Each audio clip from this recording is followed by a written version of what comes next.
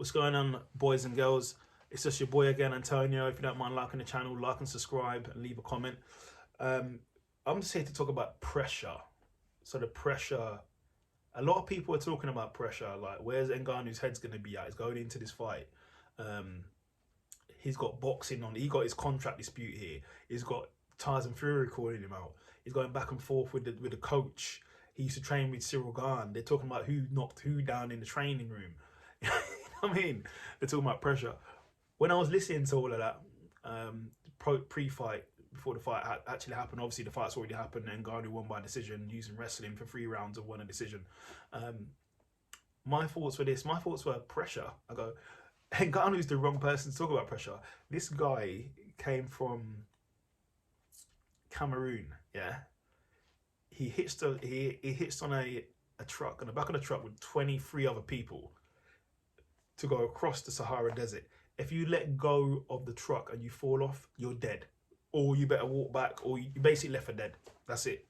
He even said there's a story where there was a lady on the back of the truck who's holding a child, and she was gonna throw her child off because she couldn't do it anymore. So someone had to take the child from her and hang on to the child just to make sure it survived. So he went through that.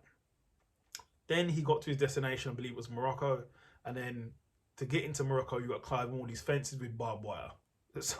So he did all that, climbed the fence with barbed wire, and they was all captured, and then they were sent back to the Sahara Desert, I believe.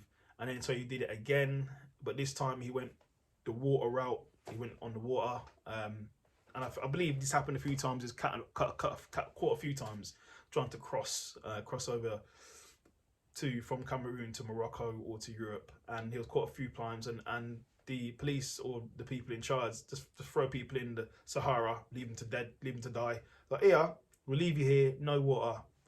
You're either gonna die or it's gonna survive. Like, I'd hate to do a analysis if someone did like a scan of the whole place, like architectural dig, see how many skeletons are there. There's probably loads of dead people there, but God knows. And God knows what else they do. They might sort of leave them shoot them. I don't know. It's crazy. But anyway, so Ngannou's tried to do that multiple times. Yeah, that's pressure. Being in the ring, I don't believe that's pressure. He's been through pressure. Then he gets to, I believe it's Spain or somewhere, on a raft, and they're caught by the Red Cross. The Red Cross imprison him for being illegal, illegally trying to cross the border. Then he's released. Then he gets to France. He's living in a parking lot with no food, and also before that he's living in the forest as well. Forest as well, where he's going through the trash. He's eating out the trash. He's there fighting. He said he was fighting with rats. Like, him and the rat are fighting over food. Like, get away, rat! I want that. And he will take the moldy tomato and bake it up and eat it. You know what I mean? Crazy. And then obviously he gets to France. He's living in France, and then obviously he gets to the boxing gym. I'm just saying, that's real pressure. Like, a lot of people talk about pressure with the contract dispute and this and that and the teammates and stuff like that. He has pressure where he could have died previously. He could have drowned because his dinghy he was in, the rubber dinghy he was traveling in to try and get to on shore, actually flipped over. So he could have drowned because when he got it back over, there was other people in the dinghy. I think there was like 4-5 people in the dinghy. They vanished, and there was just him and someone else. That's what I mean. That's real pressure. That's life. That's life. This is not pressure. So this is why going into the fight and talking about pressure, I was like, Ngannou can handle that because that's not pressure. What I just described there, being captured by the police, being imprisoned, being deported back and left in Sahara Desert to die, having your dinghy fly over because there was a wave that hit it and you could have drowned, but he didn't drown. That's real pressure. Fighting with a guy, contract dispute, Tyson Fury calling you out. You got problems with your ex teammate, problems with your ex coach. That's not pressure.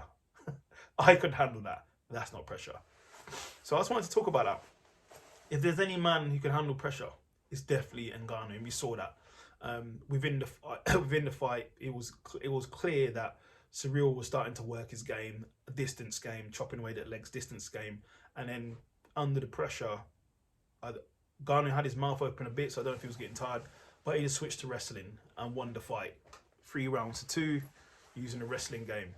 So very close fight. And it's a very good fight from Ngannou. Very impressed with him. And he showed his championship medal, he showed his evolution, and he showed his wrestling. So you can't sleep on Ngannou. He's now, I would say, he's now a full-fledged, full-rounded, well-rounded fighter now. He's got his wrestling and he's got his striking. Um, so whoever he faces next, oh God, you're in trouble. John Jones will probably be next. The thing is, it may look similar to what it was with Garn, because I believe Garn was getting taken down because Ngannou the bigger man, he's the bigger guy. So you're gonna have trouble. You're gonna have a lot of trouble with those pounds.